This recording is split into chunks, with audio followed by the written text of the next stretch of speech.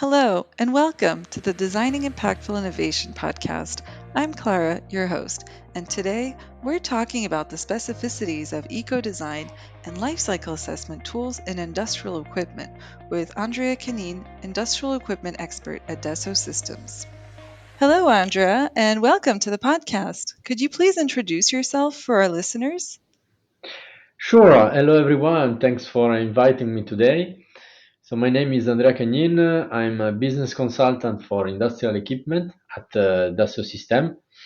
I'm in charge of digital transformation of big accounts, always for industrial equipment. And since I'm passionate by technology and the environment, since 2020, I'm developing the offer that is related to sustainability within industrial equipment. All right. In our previous episode dedicated to eco design, we talked about the major trends we're seeing in product development today regarding sustainability. Consumers want more transparency, regulators are implementing more laws and norms, and companies need more and more data to adapt to these new demands. As our expert on industrial equipment, do you see the same trends in your sector? Or, on the contrary, are there any differences or industry specific trends to look out for? Yeah, okay. That's a very good question to start. From the global point of view, we saw that there are four main reasons to act on sustainability. Let me start saying that sustainability is not something new. It's something that has already is embedded in current and past corporate operations. It's just that today it's more and more important because of its the customer value that it gives on sustainability. So we saw four main reasons. The first one is to align with regulations. If our customers do not comply with regulators in terms of material compliance, in terms of energy consumption, in terms of end of life management, they cannot sell the asset. So if they cannot sell, they cannot survive. So for this reason, it's important to consider it in the operational processes. The second one is to drive investment. We saw that more and more investing funds finance just companies that are compliant with environmental standards. We saw in the past years companies that were, for instance, related with oil and gas industry were not very well seen by certain funds. So this could be a problem even for the future for industrial equipment customer. The third reason is to attract talents. We saw that today we are in a context where talents are a precious resource, and it's very, very demanding to find good candidates and to retain these candidates, especially in a context where the talents are not attracted only by the salary, but also by the meaning of their job. So it's important to provide them a meaning of their job. And the fourth reason, I believe is the most important, is to create commercial value. The end customer consider more and more its environmental impact. I will underline this topic during many times during this interview. So final customer take more importance of its environmental impact, and it's crucial to consider this point, to value this point, and to leverage the design, the production of the asset that our customer have to do to improve, to increase commercial value of the product and then revenue. So as you can see, with these 4 points, it's really critical to embed sustainability in the early stage of the product development, and it's for this that eco design play a perfect role. From the industrial equipment point of view, we saw that these four pillars are respected, driving specific challenges within the segments that are proper to industrial equipment. Well, it was really interesting. So we have regulations, investment, talent, and commercial value. In your opinion, how can the eco design approach be applied to the industrial equipment sector? Good question again. So we know that our customers are driven by financial performances, so they have to create a profit. And you know what? This is a very win-win situation because eco design approach goes in this direction. having an approach that is related to the environment can improve financial performances. Let me give you some example. By designing an asset lighter with less inertia from the early engineering phases, we can reduce the energy used during ownership. So the total CO2 emission can be reduced, hence the cost of the asset during ownership. Another example could be the raw material used to machine, to design a certain part of the machine. If this raw material can be reduced, the cost of the machine, for instance, for 3D printed processes, can be reduced, hence the environmental performances of the machine during manufacturing. So do you see it's a very win-win situation, and it's very important to embed eco-design approach into industrial equipment sector. Industrial equipment sector is also very wide and complicated sector, and eco-design is playing really an important role in engineering, manufacturing, operation, and end of life. It's interesting you mentioned the design phase. We know that 80% of a product's environmental impact is determined during the design phase. Could you tell us more about what makes the design phase so crucial when we talk about the eco design approach, especially in industrial equipment? Yeah, sure. If the mechanical engineers, electrical engineers, but also industrialization engineers can have an overview of what is the impact of choosing this material or another kind of an aluminum or a plastic in the overall performances of the asset since the early phases of the design. This is very important because it could be simulated. They can simulate what's the impact in terms of supply chain, so where to supply that material, so what's the environmental impact of produce, transport, and manufacture that kind of material, but also how to assemble that part, how to use that part. So there are different topics that are embedded in these questions. Let me just simplify listing these topics. Eco design approach can be choosing the right material, could be optimizing quality, could be optimizing supply chain network, so where the suppliers should be located to withstand target environmental performances. Optimize also inventory stocks by modularity approach, so how to reuse parts that already been designed and manufactured for older revision of the machine.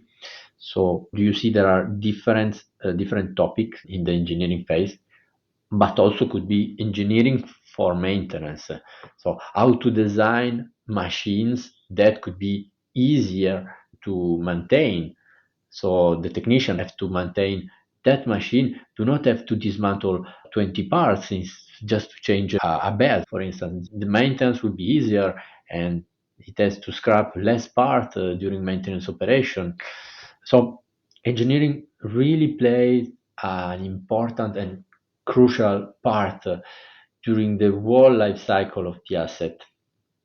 As you said, 80% of product performance, environmental performance is defined during engineering, and it's for this that this phrase makes the role of the mechanical, the electrical engineer one of the most dangerous roles in the world, because if it makes the work correctly, it's something that is very important on the whole life cycle of that asset.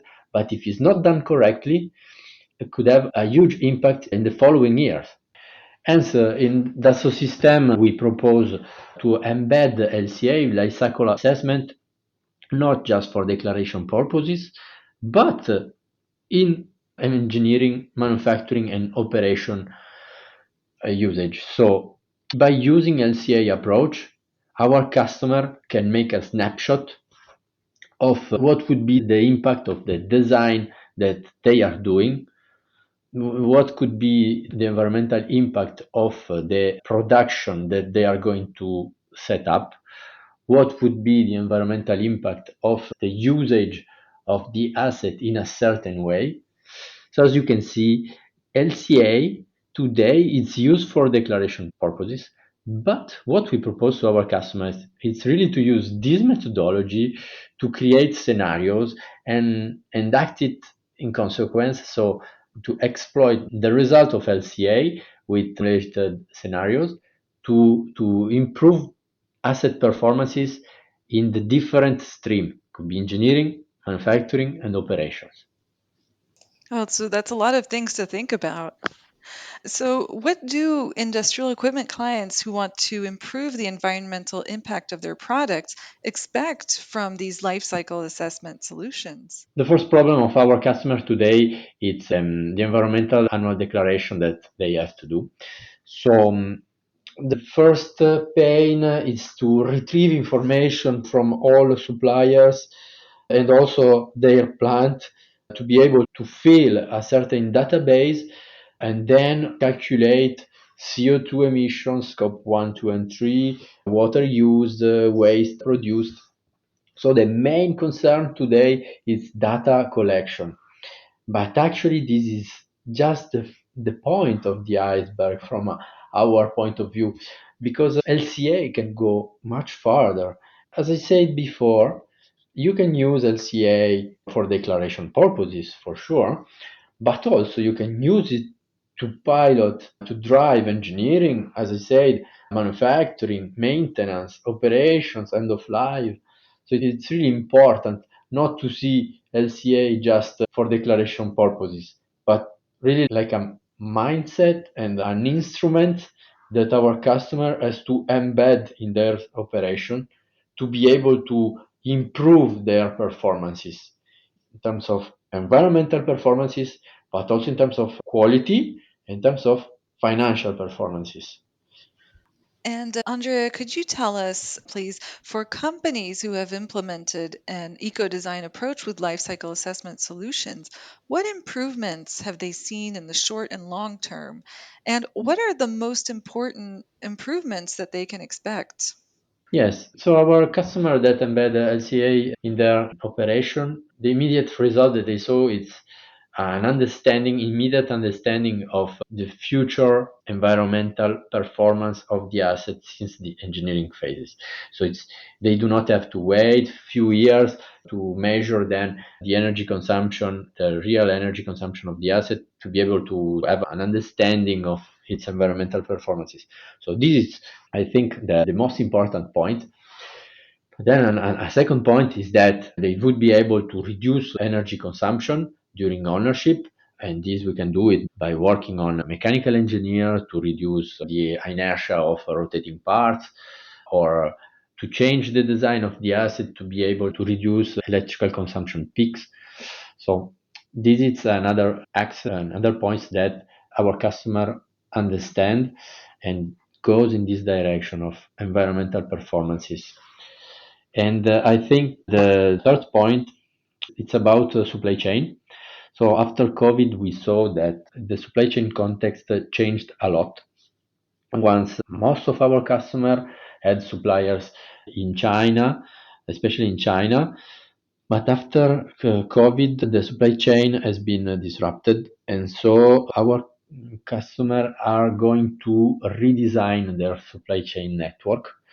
But this is very complex and complicated pain because by redefining the supply chain network, they do not know what would be the impact of the supplier change. Our solutions that embed LCA into supply chain operations will allow to understand what would be the impact of changing, even dynamically, the supply chain network. By having multiple suppliers across the world, you can be able to optimize the CO2 emissions by respecting the fulfillment rate. So as you can see, this is a new pain that 5 years ago was not so critical. Today, I think it's the number one, especially for industrial equipment. Okay, so you talked about having an immediate understanding versus waiting for a long time, maybe to have an overview of the future performance of the product in terms of sustainability. You talked about reducing energy consumption and also improving supply chain, right? So those were the improvements that we can see with lifecycle assessment solutions. On the contrary, does the implementation of lifecycle assessment solutions present any challenges? All new implementation require the ability to change in terms of a way of working, in terms of tools to use. So the main challenge today is to embed this new mindset, that is to be able to understand and consider environmental performances since the early stage of engineering. So this is the first challenge. And the second one is that company has to create these roles, a kind of sustainability engineer, a design for a sustainability engineer. So this is a challenge in terms of competencies. But then the other challenge is also to be able to collect and retrieve all the information that should come from the suppliers. This is a very complex topic, but thanks to our platform, we try to collect all the information from our OEM, from their suppliers, since our platform is something, as the name says, it's a platform.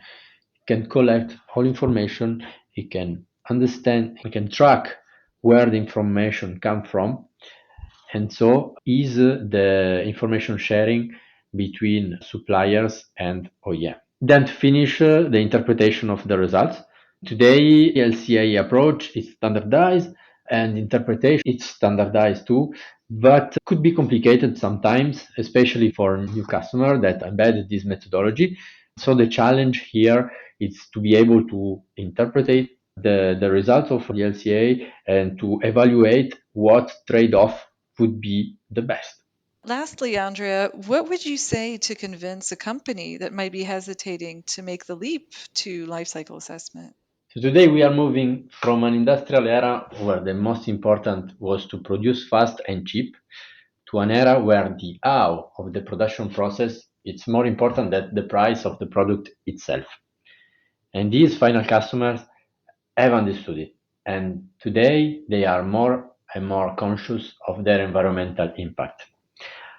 As we can see in the news when we switch on the television, global warming is something that is in the mind of everyone, and it's one of the most important challenge that impact all of us today, and it will impact all of us more and more in the future.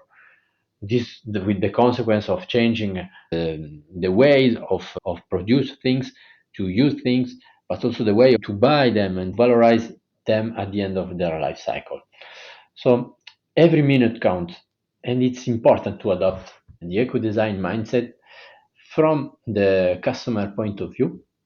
So how to use things that we buy or that we use could be also an elevator. How can we use an elevator? But also from our customer point of view, that are the OEM. So how to design a product, how to manufacture that product, where to manufacture it, how to maintain it, how to use it, how to disassemble, to recover some parts at the end of its life cycle. So it's very important to have this mindset, and eco design with embedding life cycle assessment, it's key to enable this change and to overcome environmental challenges that we fixed in different countries in the world. So you can see Dassault System, it's really the key partner and propose all the tools that would be necessary to be able to improve environmental performances from different point of view, from the engineering to manufacturing, supply chain, operation, but also end of life. Well, it was super interesting, Andrea. Thank you so much for your insights and thank you for joining us today. Thanks to you. Thank you for listening to Designing Impactful Innovation. To find out more, go to 3ds.com/cloud. Don't forget to subscribe for more insights and stories from our guest experts.